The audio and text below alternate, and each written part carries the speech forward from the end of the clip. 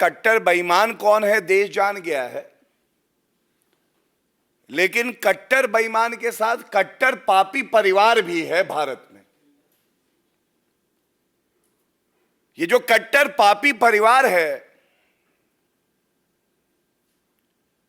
इसका काम केवल एक है, किस तरह से भ्रष्टाचार करना, अपनी तिजोरी भरना, हमारे जो किसान हैं उनकी जमीन हड़पना और दामाद रॉबर्ट वाड्रा को दे देना। और यह प्रेस वार्ता इसलिए अहम है क्योंकि जब यह बात उठती है राजनीतिक गलियारों में, बार बार कहा जाता है यह तो राजनीतिक आरोप है। आज जो आपके समक्ष हम रखेंगे ये केवल आरोप नहीं है। राजस्थान हाईकोर्ट ने जो रॉबर्ट वाड्रा की कंपनी है, जिसमें रॉबर्ट वाड्रा और उनकी माताजी पार्टनर्स हैं, वो राजस्थान हाईकोर्ट गए थे बीकानेर में जब कांग्रेस की सरकार थी। तो फर्जी अलॉटमेंट हुआ जमीन का, जिसके मैं आपको सारे डिटेल्स अभी साझा करूंगा। और उसके बाद सीबीआई और ईडी की जांच की शुरुआत हुई। जो भी कदम उठाए गए हैं ये भारतीय जनता पार्टी की सरकार के समय में हुए हैं, चाहे वो केंद्र में हो चाहे वो प्रदेश में हो। और ये जो फर्जी अलॉटमेंट हुए हैं, किसानों की जमीन हड़पी गई है, ये जब राजस्थान में कांग्रेस पार्टी की सरकार थी उस समय का है। मैं आपको सबसे पहले दिखाना चाहता हूं राजस्थान हाईकोर्ट में Skylight hospitality.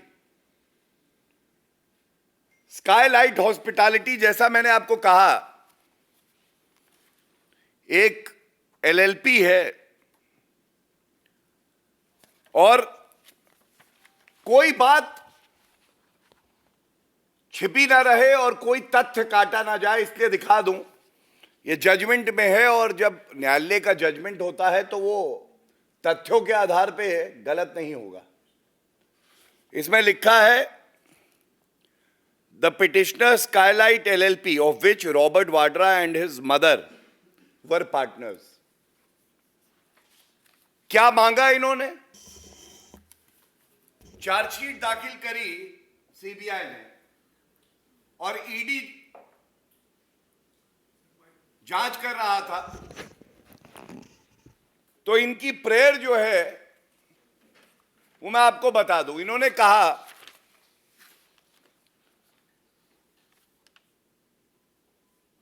The court may quash the investigation. ये प्रेयर नंबर ए है, मैं पढ़ देता हूं। The respondents may kindly be directed to place on record the ECIR and the same may be ordered to be quashed insofar as it relates to the petitioner।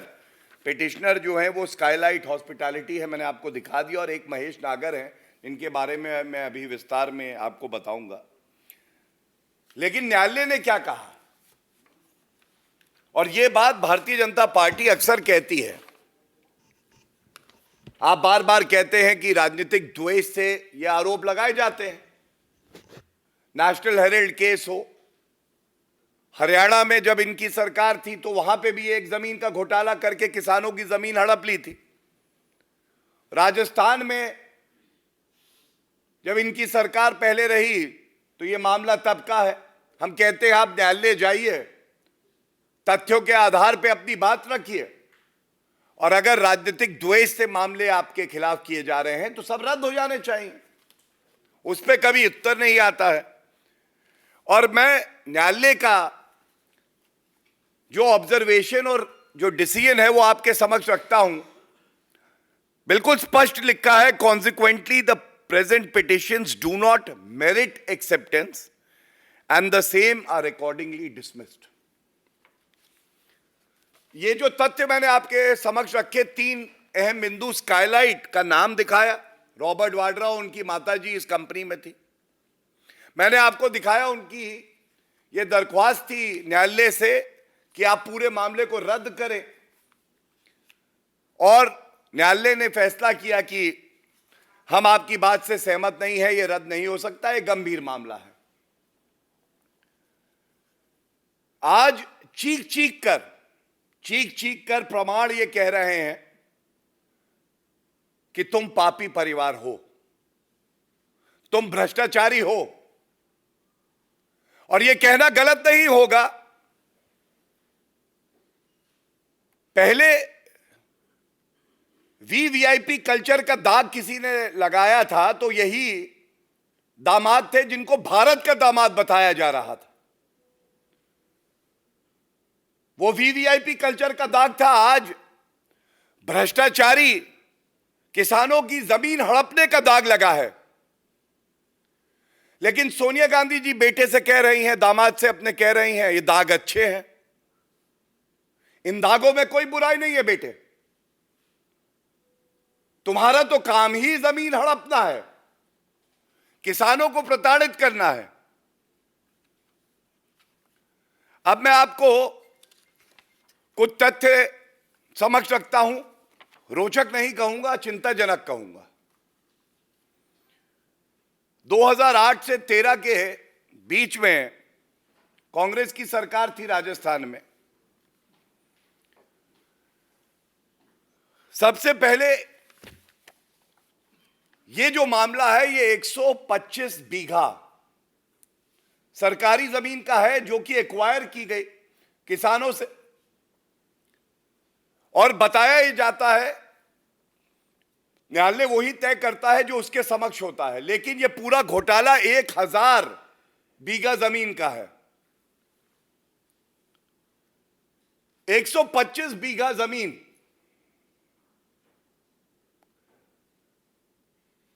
Ashok Gehlot की सरकार, तब भी मुख्यमंत्री थे, ये नत्थाराम और हरिराम को अलॉट करती है। अब इस पे ध्यान दीजिएगा, जब भाजपा की सरकार राजस्थान में आई तो एफआईआर दर्ज हुई और जांच पुलिस ने भी करी और साथ में सीबीआई और ईडी भी कर रहे हैं। तो जांच में यह आया कि ये नत्थाराम और हरिराम ढूंढने से भी मिल क्यों नहीं रहे। तो पता यह चला कि जो सरकार थी अशोक गहलोत की, ये पापी परिवार के आदेश में इतना गिर गई कि इन्होंने एक नॉन एग्जिस्टेंट, यही शब्द का इस्तेमाल किया है कोर्ट ने, फिक्टिशियस, जो व्यक्ति थे ही नहीं, उनको जमीन अलॉट कर दी। सबसे पहले तो प्रश्न नंबर 1 यही होगा, अशोक गहलोत जी ऐसी क्या मजबूरियां रही? ये नत्थाराम और हरिराम तो थे ही नहीं, और आपने जो व्यक्ति था ही नहीं उसको किसानों की जमीन दे दी। इसके बाद एक पावर ऑफ अटॉर्नी होल्डर दिखाया गया, उसका नाम था गुगनगर। पावर ऑफ अटॉर्नी होल्डर जो ये लैंड बेचेगा, जांच में क्या सामने आया आप स्तब्ध रह जाएंगे। इस गुगनगर को भी ढूंढा गया, गुगनगर को ढूंढते ढूंढते पता चला कि गुगनगर जो पावर ऑफ अटॉर्नी होल्डर है वो भी है ही नहीं। जिसको जमीन अलॉट करी वो है नहीं, हवा में गायब हो गए, और जो व्यक्ति नत्थाराम और हरिराम को अलॉटेड जमीन बेच रहा है, पावर ऑफ अटॉर्नी होल्डर गूगनगर, ये भी है ही नहीं। ये जमीन बेचता है राजेंद्र कुमार को। अब यहां से नाम है स्काईलाइट, आसमान, लेकिन भ्रष्टाचार को गांधी परिवार, पापी परिवार आसमान तक लेके गया है। राजेंद्र कुमार ने जमीन बेची अशोक कुमार को। अशोक कुमार कौन है? अशोक कुमार ड्राइवर हैं एक महेश नागर के, और महेश नागर जो मुख्य व्यक्ति है उनके बारे में मैं बता दूं। महेश नागर रॉबर्ट वाड्रा के मैनेजर हैं। महेश नागर पावर ऑफ अटॉर्नी होल्डर भी है स्काईलाइट के। तो ये जो अशोक कुमार ड्राइवर हैं रॉबर्ट वाड्रा के मैनेजर के, ये फर्जी लोगों से जमीन लेते हैं सरकारी, और उसके बाद स्काईलाइट को बेच देते हैं। अनियमितताओं का भंडार, कानून की अनदेखी, क्योंकि दामाद नंबर 1 को खुश करना है। पापी परिवार, गांधी परिवार, उसने इशारा कर दिया तो अब कानून कहां है? अशोक गहलोत कह रहे हैं खाता ना भाई, सोनिया गांधी जो कहे वही सही। लोग नहीं है तो क्या हुआ? सोनिया गांधी ने कहा है अलॉट तो करनी होगी। किसान की जमीन है तो क्या हुआ? दामाद जी का पापी पेट भरना है। ये सवाल जो पूछे हैं कि ये जमीन राजस्थान की सरकार ने, अशोक गहलोत मुख्यमंत्री थे उनके कार्यकाल में, अलॉट कैसे करी? जो पावर ऑफ अटॉर्नी होल्डर है ही नहीं, तो वो ये ट्रांजैक्शन कैसे करता है? इसके बाद रॉबर्ट वाड्रा जी क्या करते हैं ये जानने की आवश्यकता है। रॉबर्ट वाड्रा 30 लाख रुपए का एक चेक, तिथि नोट करिएगा, 22 दिसंबर 2009, 30 लाख का एक चेक लिखते हैं। सब अचंभित हैं। ये घोटालेबाज, भ्रष्टाचारी परिवार वाले किसी को रुपया दे रहे हैं 30 लाख। ये चेक दिया जाता है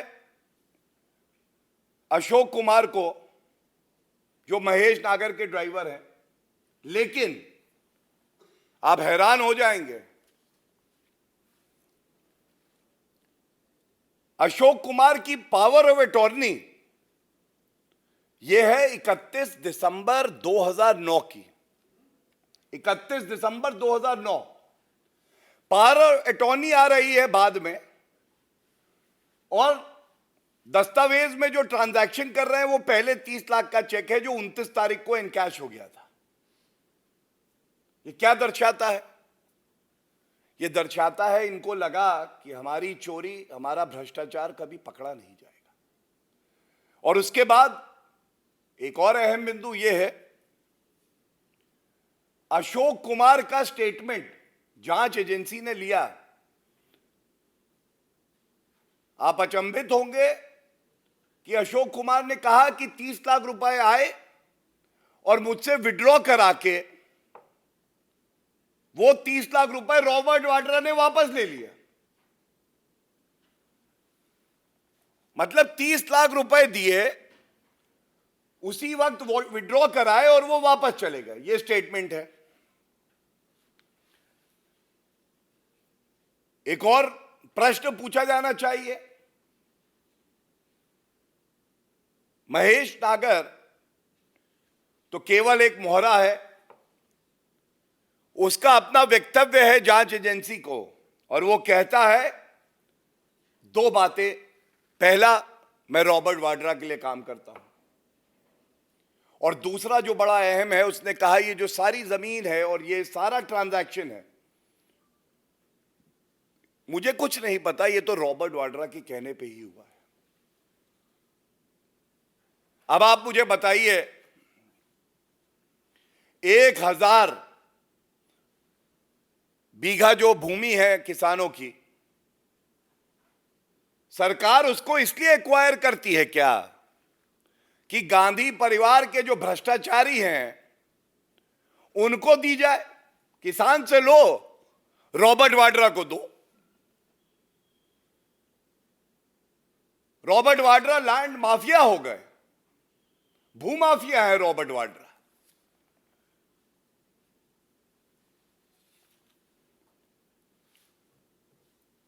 इसके साथ ही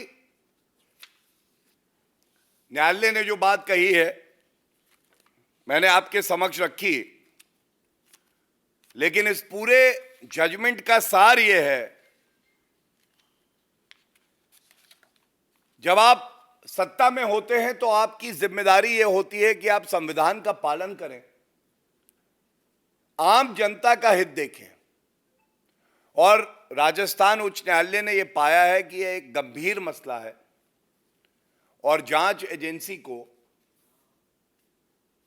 इस मामले में, ये ईडी थी जांच एजेंसी, सीबीआई चार्जशीट दाखिल कर चुकी है, वो आगे भी जांच करेंगी, और वो दिन दूर नहीं है जो भ्रष्टाचारी गांधी परिवार के सदस्य ये सोचते हैं वो कानून से ऊपर हैं, उन तक कानून के हाथ नहीं पहुंचेंगे। तो मैं बता दूं, श्री नरेंद्र मोदी जी की ईमानदारी,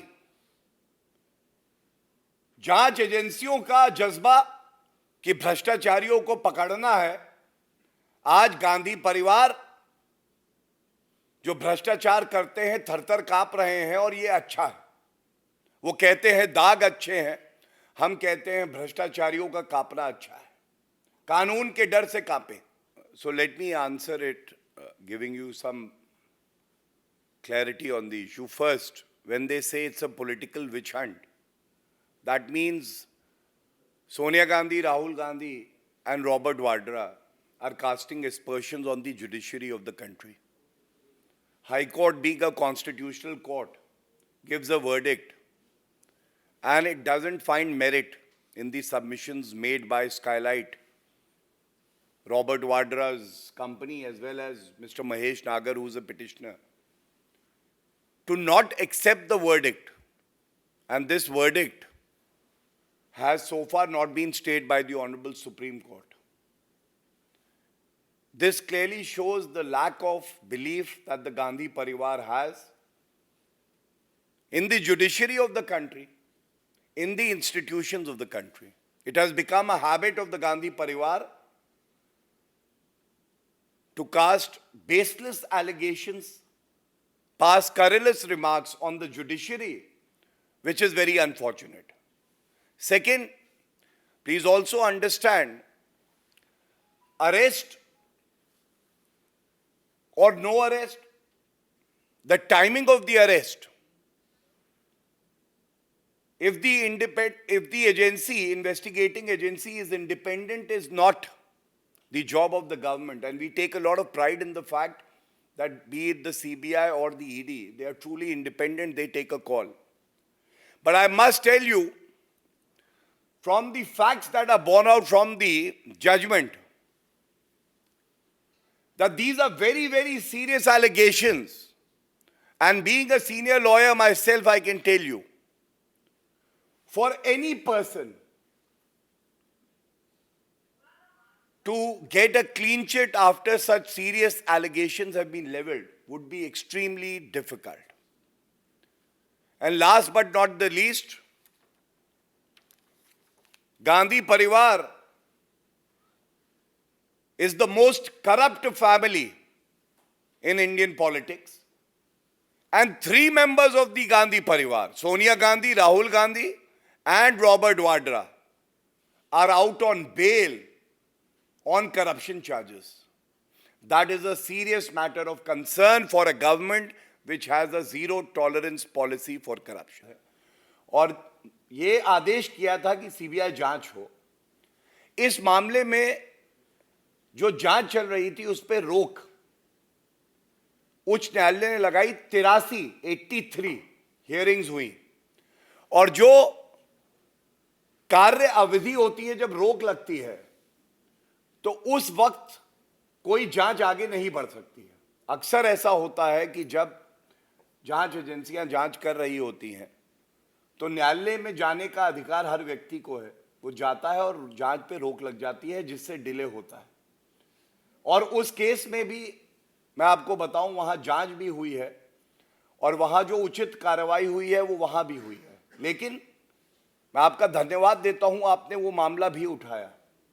ये दर्शाता ये है कि किसानों की जमीन कहीं भी दिखाई देगी और कांग्रेस पार्टी की सरकार होगी तो किसानों से लेकर वो जमीन भूमाफिया रॉबर्ट वाड्रा तक जाएगी.